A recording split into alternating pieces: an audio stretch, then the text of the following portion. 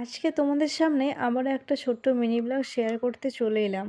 তো তোমরা সবাই কেমন আছো? আশা করি সবাই খুব ভালো আছো।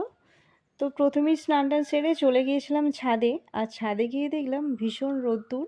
তো অল্প কিছু জামাকাপড় কেচেছিলাম, এখন সেগুলি রোদ্দুরে শুকাতে দিয়ে দিলাম। তো দেখো এখানে আমার সব জামাকাপড়গুলো রোদ্দুরে দেওয়া হয়ে গেছে। তো চলো, এখানে জামাকাপড়গুলো শুকাতে দেওয়া হয়ে গেছে। এখন যাই রান্নাঘরে। রান্নাঘরে গিয়ে চা বসিয়ে দিয়েছিলাম আর তার সাথে দুটো গরম গরম রুটিও বানিয়ে নিয়েছিলাম। আর তোমরা যারা আমার পরিবারে পুরনো আছো তারা কিন্তু অবশ্যই আমার ভিডিওগুলো দেখে লাইক কমেন্ট করো। আর যারা আমার পরিবারে নতুন এসেছো তারা আমার পেজটাকে ফলো করে রেখো, যাতে আমার নতুন নতুন ভিডিও তোমাদের সামনে গেলে তোমরা দেখতে পাও। তো চলো আমি এখানে রুটিটা করে নিই। আর এমনিতেও ভিডিওটা এডিট করার কারণে অনেকটাই কিন্তু লেট হয়ে গেছে তোমাদের কাছে ভিডিওটা দেওয়ার। তো চলো তোমরা দেখতে থাকো।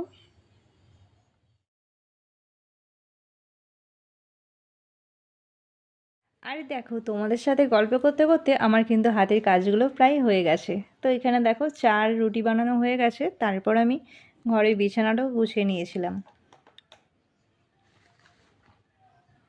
তো দেখো এখানে আমার বিছানা গোছানো হয়ে গেছে।